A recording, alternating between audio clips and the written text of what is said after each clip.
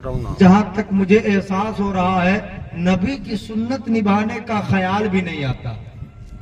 اتنا خیال تو آتا ہے شادی کریں گے، کبھی یہ خیال آتا ہے اس میں جہیز مانگیں گے، خیال آتا ہے باجے بجائیں گے، ڈانس کریں گے، بارات لے کے جائیں گے، خوب کھائیں گے، دھوم مچائیں گے.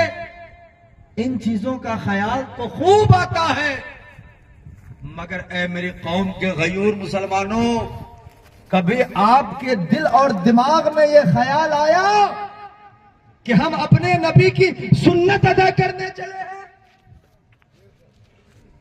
پھر آپ شادی کے بعد پریشان رہتے ہو تو آتے ہو امام صاحب کے پاس، تعویذ لکھ دیجئے.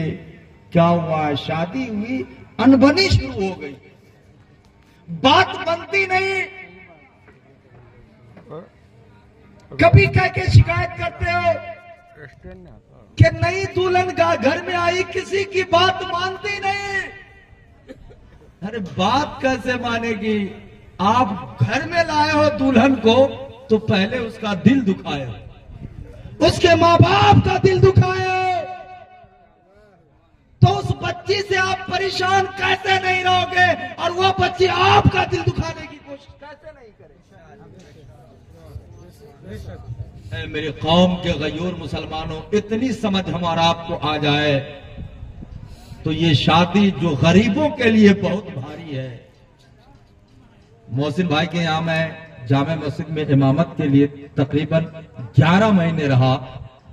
شاید ہی کوئی جمعہ ایسا آتا ہوگا کہ اس میں شادی والے سوال کرنے کے لیے میرے پاس نہ آتے ہو کہ میری گھر میں شادی ہے، ذرا چندے کا اعلان کر دیجیے. لیکن اعلان تو ممنوع ہے، اسے بتانا پڑتا.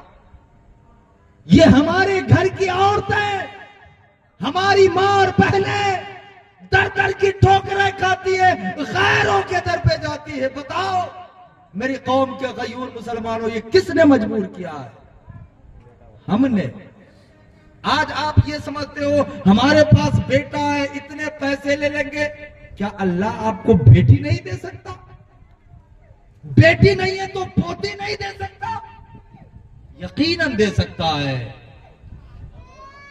لیکن یہ ڈیمانڈ کر کے اور خرافات مچا کر کے اس بابرکت شادی کو ہماری قوم بے برکت بنا دیتی. اور یاد رکھیے اس کا نقصان کتنا ہے. توجہ، میری بات سمجھ میں آ رہی ہے آپ لوگ؟ سنیے، نقصان یہ نئے نئے خرافات جو شامل کرتے ہیں، اس میں نقصان کتنا ہے. شادی اگر سرکار کی سنت سمجھ کر کے نبھائے تو عبادت ہے، اور اس کا ثواب علماء فرماتے ہیں. دیکھیے، شادی ہوتی ہے تو میاں بیوی کو نکاح کے بعد ایک دوسرے سے ملنا جائز ہو جاتا. ٹھیک کہہ رہا ہوں میں؟ اور جب میاں بیوی ایک دوسرے سے ملتے ہیں تو ایک نئی نسل وہاں سے آغاز ہوتی ہے. بچے جنم لیتے ہیں، بیٹا، پوتا، پرپوتا، ایک نئی نسل چلتی ہے. لیکن یاد رکھو میرے محترم، شادی کے وقت اگر